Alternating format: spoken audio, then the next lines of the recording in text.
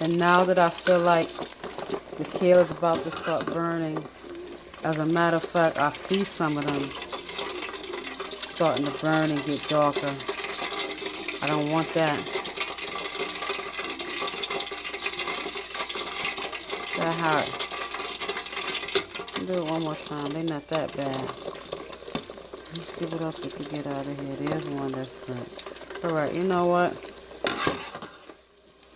All of y'all are coming out.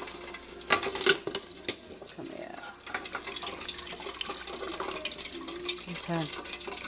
So, just so you know that this kale oil that I'm making is superior, is elite. Well, you see for yourself. The Chemist on YouTube.